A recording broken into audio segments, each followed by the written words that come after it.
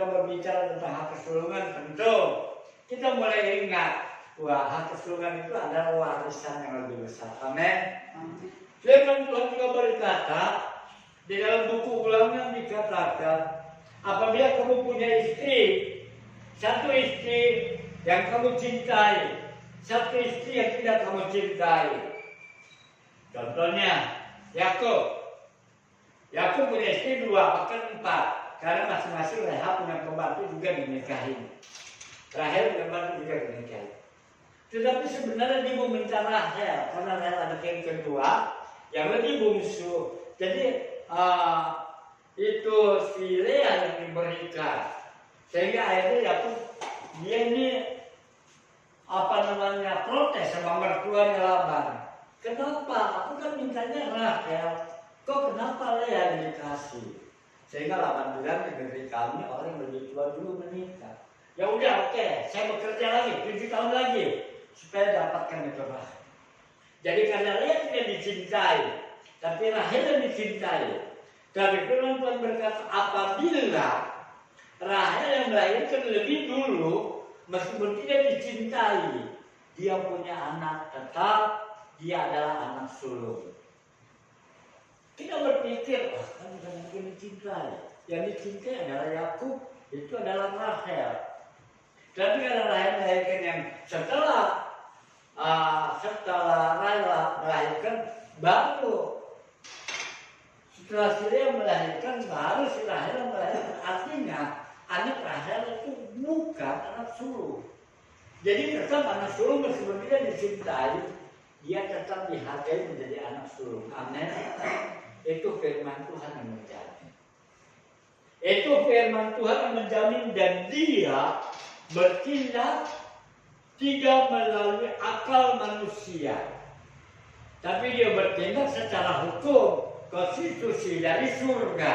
Itu yang menentukan bahwa meskipun dia tidak dicintai, tapi karena dia melahirkan lebih dulu, berarti dia disebut anak sulung. Itu soalnya pembagian 2/3. Dan bagaimana dengan kehidupan kita? Kita adalah anak sulung. Sebagaimana dalam Injil Yohanes pasal pertama, bahwa barang siapa percaya itu, dan coba kita baca dulu dalam Injil Yohanes pasal yang pertama. Coba Yohanes pasal yang pertama ayat yang ke-12. Maka disitu dikatakan, saya akan baca untuk saudara. Injil Yohanes pasal pertama ke-12 berkata, tetapi semua orang yang menerimanya diberinya kuasa supaya menjadi anak-anak Allah, yaitu mereka yang percaya dalam namanya. Artinya setiap orang yang percaya, nggak peduli latar belakang kita. Kita barangkali tadinya yang suka main kobangan. Wah, kalau masih kecil saya paling senang main lumpur-lumpuran, main bola sambil lumpur-lumpuran. Tapi setelah diangkat menjadi anak, itu pakaian kita menjadi putih dan bersih. Itu sebabnya dalam kehidupan kita, setiap orang yang percaya kalian diberinya kuasa menjadi anak-anak Allah. Nggak peduli di belakang kita, background kita. Kita barangkali yang suka nakal, kita suka jahilin orang, kita suka punya mulut itu ngejelekin orang, suka fitnah. Tuhan akan ampuni, tapi satu syarat, jangan lakukan lagi. Jadi sebabnya dikatakan kita menjadi hak kesulungan. Kalau kita sudah menjadi anak sulung, kalau kita sudah menjadi anak-anak Allah, warisan yang Allah sediakan itu bukan main-main. Semua diberikan penglihatan, semua diberikan kenyataan. Saya seringkali mendengar, saya seringkali membaca kesaksian-kesaksian yang mereka pernah pergi, mereka pernah mati, tapi hidup kembali. Dan dia melihat segala fasilitas yang diberikan oleh Allah bagi setiap orang. Tetapi dalam hak kesulungan kita perlu jaga diri. Kalau kita menerima hak kesulungan, kita perlu menjaga kehidupan kita. Kita akan membuka dalam Ibrani pasal yang ke-12. Ibrani pasal yang ke-12.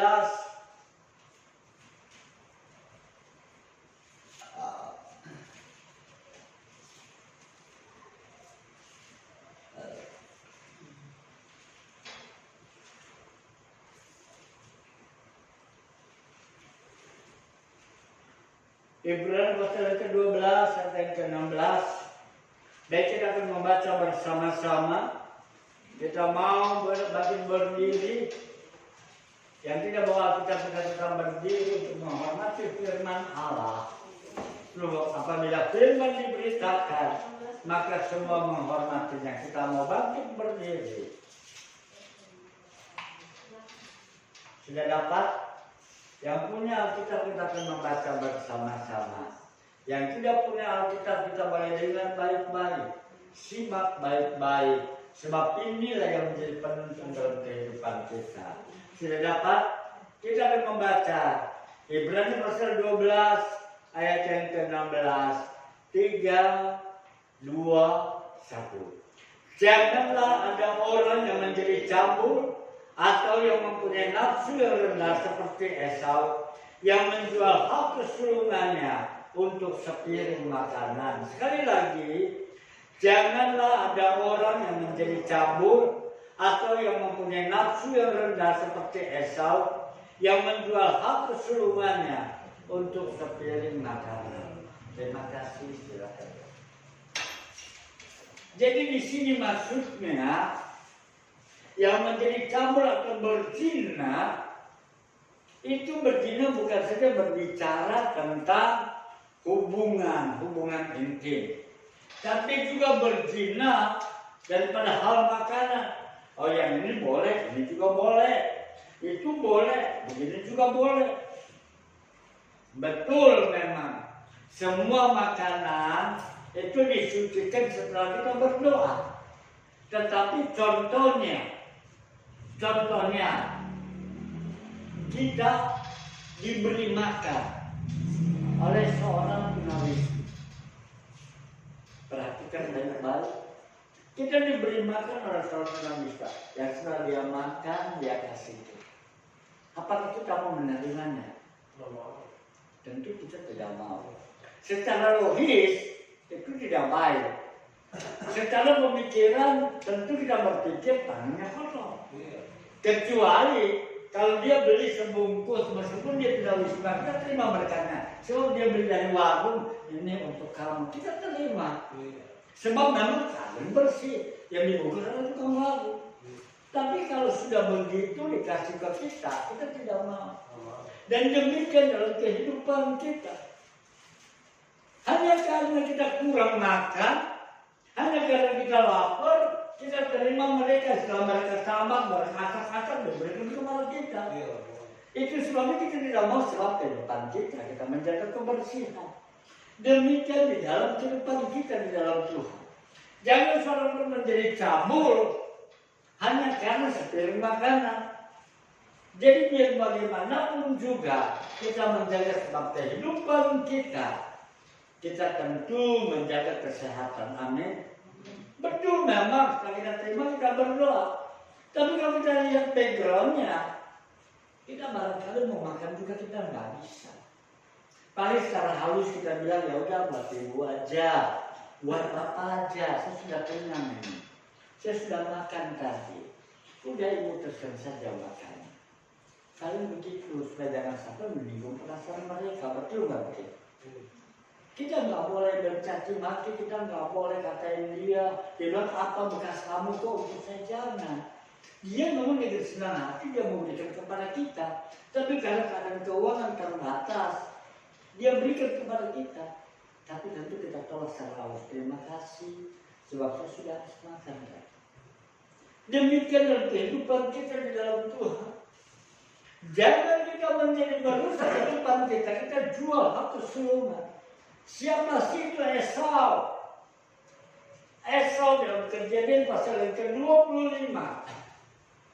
Dia adalah anak kembar. Esau yang paling tua dan Yakub pegang tumir. Daripada Esau waktu dia keluar, itu sebabnya kita bilang jangan-jangan anak dalam kandunganku adalah dua bangsa yang selalu saja berribut, selalu saja berrebut.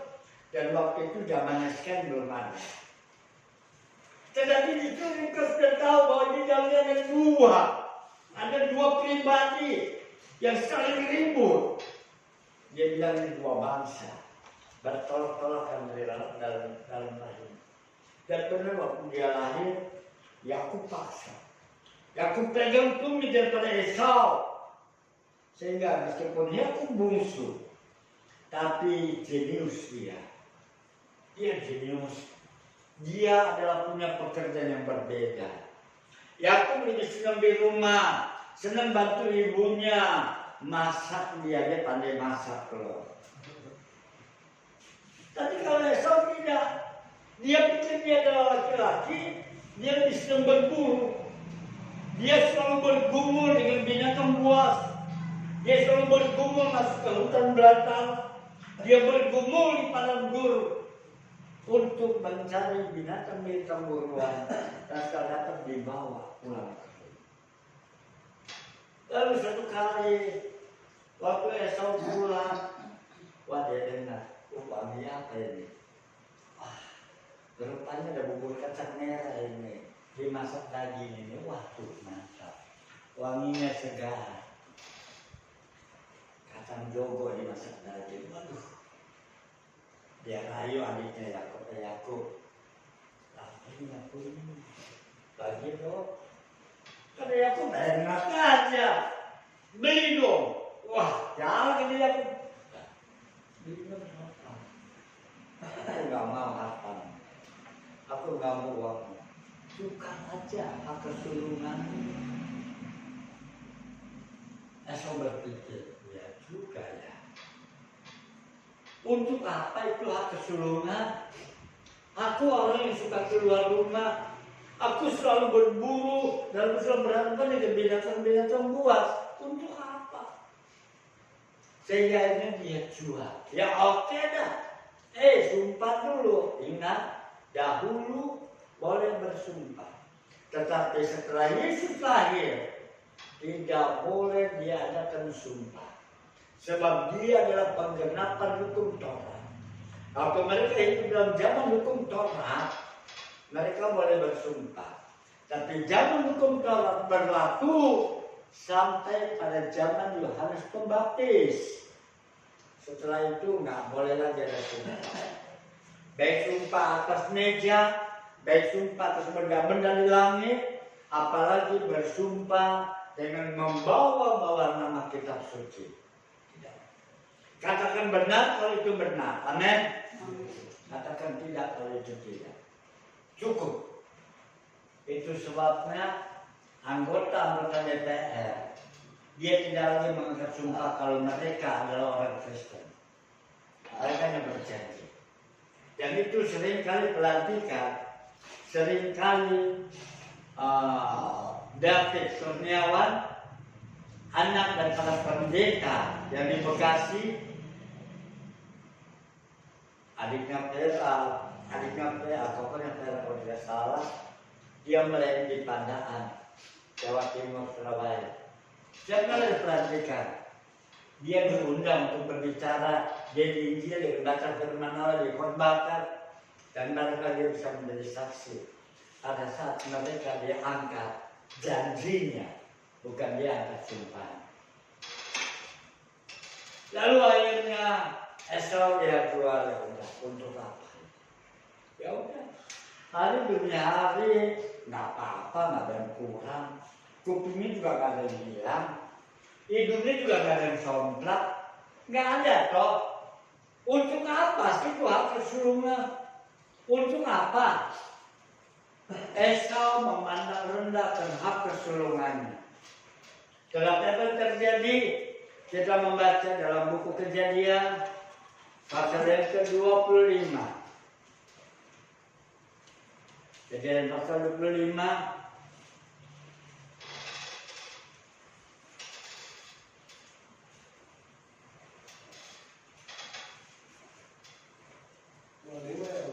Iya.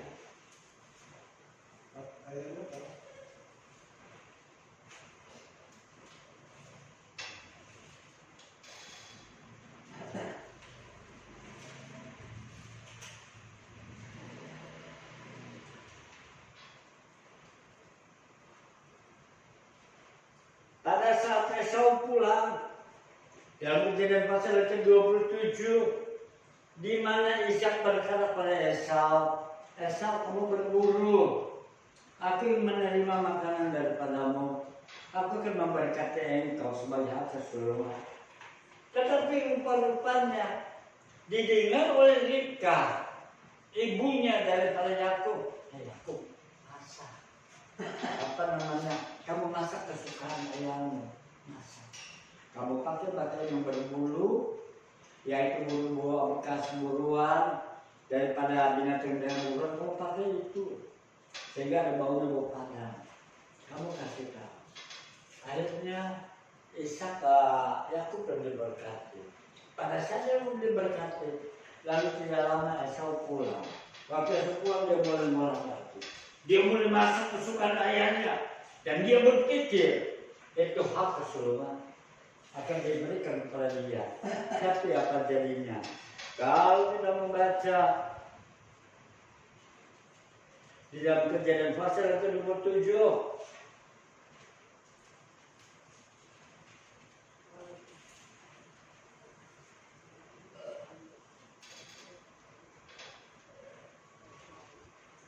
maka kita baca yang ke-34, 33.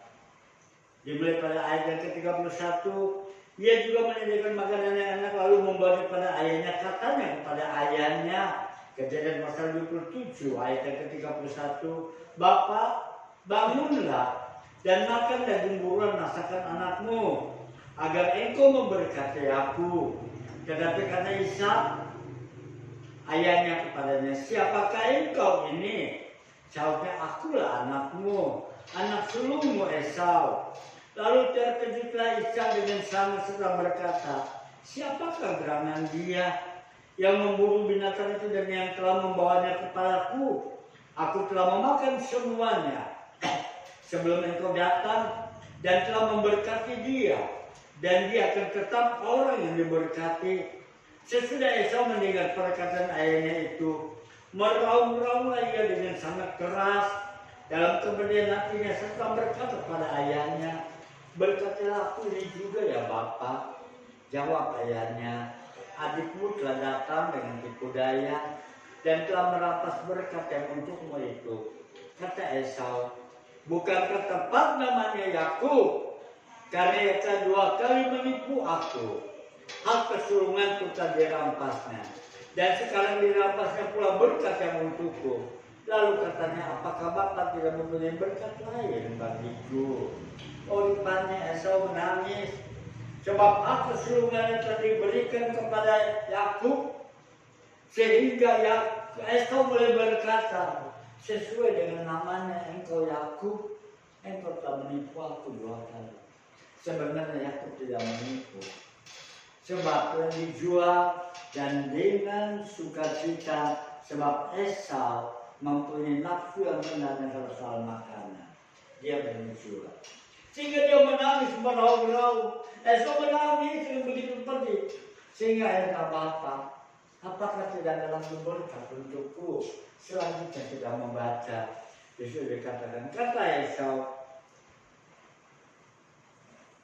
Lalu Ishak menjawab ayat 37, sesungguhnya telah kuangkat dia menjadi tuan atas engkau, dan segala saudaranya telah kuberikan kepadanya menjadi hambanya, dan telah kubekali dia dengan gandum dan anggur.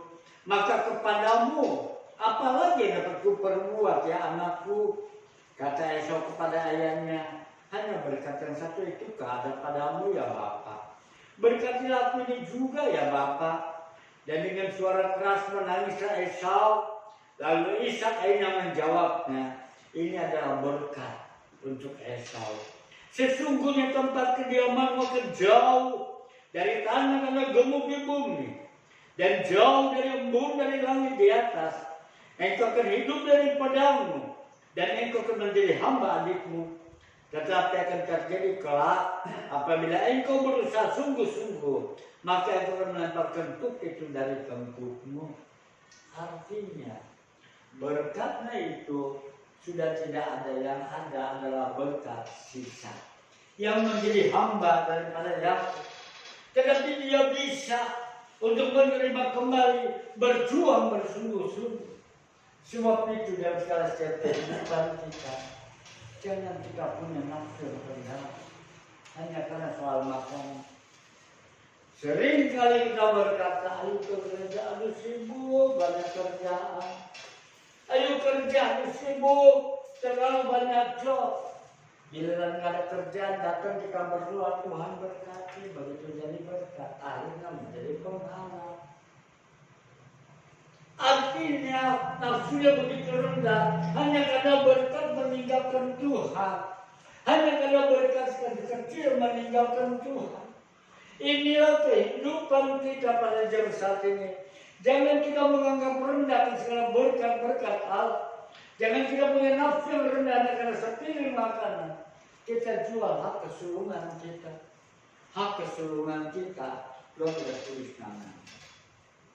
Tapi kalau toh kita tidak rajin setia ibadah, kalau toh kita tidak rajin berdoa, kalau toh kita tidak punya hati untuk saudara-saudara kita, kalau toh kita tidak mau dukung mereka dalam doa, bagaimana mungkin kita bisa menerima kembali itu hak kesulungan? Dan itu kita harus bayar mahal. Supaya lepas itu kita bayar mahal. Masih mending punya kesempatan. Kalau tidak ada kesempatan kita akan menjadi sia-sia. Sebab apa? Hak kesulungan itu sangat berharga dalam kehidupan kita. Sebab itu dalam Amsal pasal 16 ayat kedua berkata, segala jalan orang adalah bersih menurut pandangannya sendiri, tetapi Tuhanlah yang menguji hati. Amsal pasal 16 kedua. Kita berpikir ini benar. Bagus kok. Kita diberkati oleh Tuhan. Ya kita berjalan. Tapi jangan menyalahkan Tuhan. Kalau kita lebih mengutamakan berkat Tuhan, tetapi lupa untuk ibadah, lupa untuk berdoa. Lebih baik kita sedikit berkomunitas, berjalan bersama dengan Tuhan, daripada banyak sampai punya pandangan yang salah. Sebab pandangan mereka adalah pandangan manusiawi, pandangan yang tertipu. Itu sebabnya kalau suatu hal kita bergumul di dalam Tuhan, amin, berdoa bersama-sama, memohon pertolongan Tuhan, memohon supaya Tuhan memberkati kehidupan kita.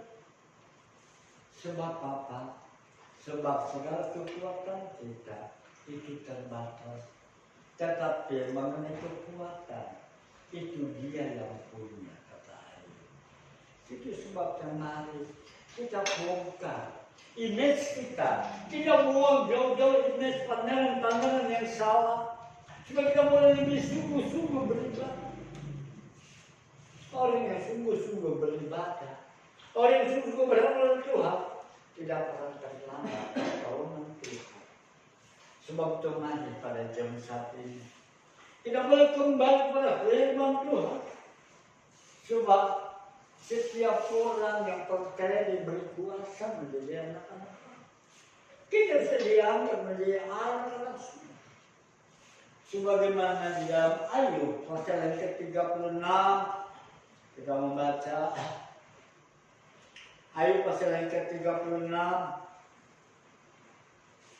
ayat yang ke-7, Ayub pasal 36 ayat yang ke-7, di situ berkata, ia tidak mengalihkan pandangan matanya dari orang benar, tetapi menempatkan mereka untuk selama-lamanya di samping raja-raja di atas tahta, sehingga mereka tinggi martabatnya.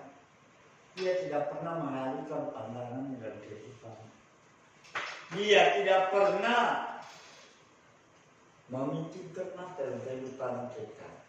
Kalau benar-benar kita menghargai hak kesulungan, kalau benar-benar kita menghargai itu hak kesulungannya, sebab itu mari, sebagaimana dalam Injil Yohanes pasal 10, kita mencari Tuhan.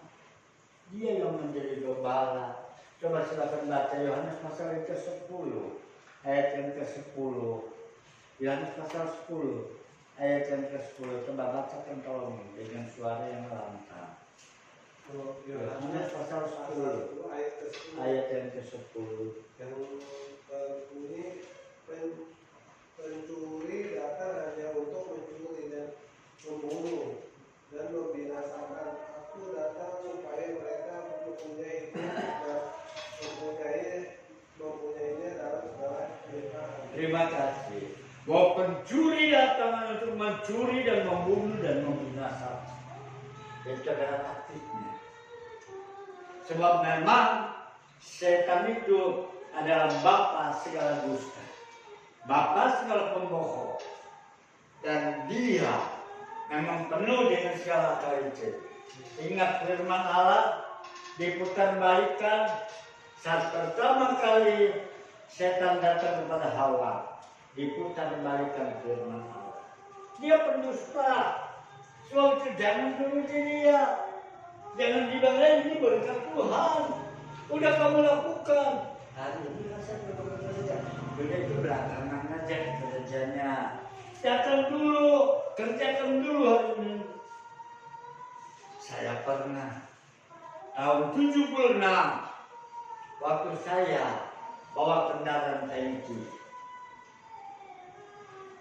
Sebelum itu saya sudah menjadi kepala gudang, wakil kepala gudang. Saya keluar, saya memisahkan diri, saya jadi supir itu. Sampai mantunya Cekedok dan Samuel pernah bilang sama saya, "Pak, pabrik perusahaan ini milik kamu ya." Kenapa? Dia sebagai mandor di salah satu bagian produksi kue kacang. Tetapi saya jadi wakil kepala gudang yang menguasai pabrik limun, pabrik kue kacang, pabrik roti, kue kacang, roti, dan juga bahan kimia. Ada beberapa perusahaan yang dikuasai di situ. Dengan kepala gudangnya itu adalah Tarzan Dinero dari Kupang. Lalu akhirnya setelah saya dikasih kesempatan bawa mobil dengan pengemudi dari Gamikan namanya Seramin, pulangnya saya bawa itu mobil langsung besok saya bikin SIM. Lalu akhirnya lusa saya datang, saya pindah diri. Saya bilang saya menjadi kenaik aja. Bawa kenaik tangki, setelah saya pikir ini sopir sudah tua, punya penyakit, 1 minggu paling masuk 3 hari, 4 hari, selebihnya pakai. Jadi kami atur. Kami atur dia cabut dari supir lain mau dia, sehingga pusat tidak tahu, sehingga saya tutupi kesalahan. Akhirnya saya ngerti, saya jadi kena dia dan saya bawa. Kalau dia sakit, saya bawa, saya ambil kena dari hal. Dan sekali peristiwa, saya hari Minggu saya masuk, sebab ada lembur dan saya waktu Sabtu saya kurang airnya. Saya kata terjadinya. Akhirnya waktu Senin saya pergi, saya difitnah dengan salah seorang mandor bahwa saya mencuri sepeda. Memang hari Minggu saya pinjam itu sepeda, saya bawa pulang ke Wartaran Barat. Ya saya kembali lagi sebab sorenya saya ambil air lagi. Kerugian yang begitu besar sehingga dari Filipina sampai direktur panggil saya, "Wah, di mana kamu ambil sepeda? Di mana kamu gadaikan? Biar saya secara pribadi saya tembus itu sepeda. Supaya namamu bersih. Kalau tidak, dia sebut nama satu persatu yang menggelapkan sepeda sudah menginap di sana. Di kantor polisi. Saya bilang tak salah. Kalau boleh proses, saya silakan proses. Tapi saya sama sekali tidak ambil itu. Sampai yang terdengar berita itu sampai ke bos, tapi bos juga nggak mau tahu. Kalau memang dia tahu saya tidak berbuat sesuatu apapun, itulah kerugian. Saya bekerja pada hari Minggu, saya debit untuk aja fitnahnya hanya sampai di kalangan bawah, tidak sampai kata di atas. Dia tidak mau tahu selama saya tidak melakukan. Itu sebabnya, karena setan itu menipu dia. Dia memutar balikan segala kebenaran. Tentu hidup kita tidak mau itu. Amin. Pencuri datang hanya untuk mencuri, membunuh dan membinasakan. Jadi jangan kita tertipu dalam hal demikian. Saat ibadah kita sungguh-sungguh kita beribadah. Saat berdoa kita sungguh-sungguh berdoa. Sebab segala berkat datang daripada Tuhan. Itu berkat kekuatan, berkat kesehatan. Jangan terpancing dengan seseorang yang bisa memberikan ini, memberikan itu. Kami tidak pernah memberikan janji di tempat ini. Tapi kalau tahu ada berkat, kami akan salurkan sedemikian rupa. Sehingga itu sebabnya setiap ada pemberian, kami selalu fokus, kami kirim pada pemberi. Berapa benar tidak jumlahnya ada berapa? Sebabnya ada berapa yang kau berikan melalui kami berapa orang? Itu bisa terserah demikian itu. Sebab memang kita adalah anak terang. Dan kalau kita anak terang, mari kita lakukan sedemikian rupa. Amin. Sebab kita punya hak tersebut. Jangan sampai kita jual karena sering makannya.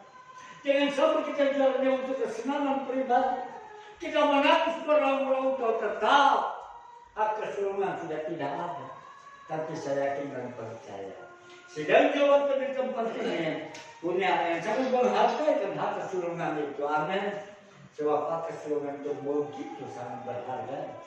Itu sebabnya di doanya dikatakan bahwa pencuri datang hanya untuk mencuri dan membunuh dan membinasakan. Aku datang supaya mereka mempunyai hidup dan mempunyai dan segala kelimpahan. Ayat 11, akulah gembala yang baik. Gembala yang baik memberikan nyawanya bagi domba-dombanya. Dia adalah gembala. Kalau dia datang, kalau dia memimpin domba-domba, bukan seperti kita di Indonesia. Indonesia ini gembala bawa ranting untuk pukul, cepet kalau dia salah jalan. Tapi kalau gembala di sana dia bawa tongkat dia. Sehingga domba melihat ke sana jalannya dia ikut. Kadang-kadang suka nakal tuh domba, memang dipukul juga.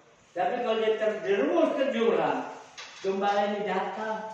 Dia hati-hati dia turunkan itu lembah, takut jatuh. Sampai badannya pada bulat-balat, terkena duri untuk menolong domba itu. Tetapi di samping itu, dia juga punya gada. Gada ini adalah yang berbentuk bola dan buat dari duri. Ada gagangnya. Dan gada ini itu untuk memukul adalah binatang-binatang padang gurun.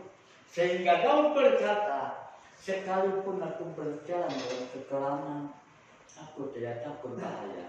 Sebab gadamu dan tongkatmu itu yang menghibur aku. Betapa bangganya kita anak Tuhan. Amin. Dijaga, dilindungi, bagi biji mata. Jadi jangan kita jual hak keseluruhan kita. Jangan kita abaikan. Kita menangis merawat diri akan bisa kembali. Sebab termaju pada jauh saat ini. Semakin dewasa pemikiran kita, semakin kita sungguh-sungguh. Dan kita boleh bersyukur. Saat ini hanya satu jiwa di tempat ini boleh bersolat.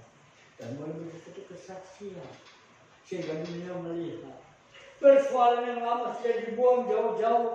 Sebab setiap orang yang telah mengambil keputusan, dia menjadi manusia yang baru. Amin. Sebab dikatakan jadi siapa di dalam Kristus.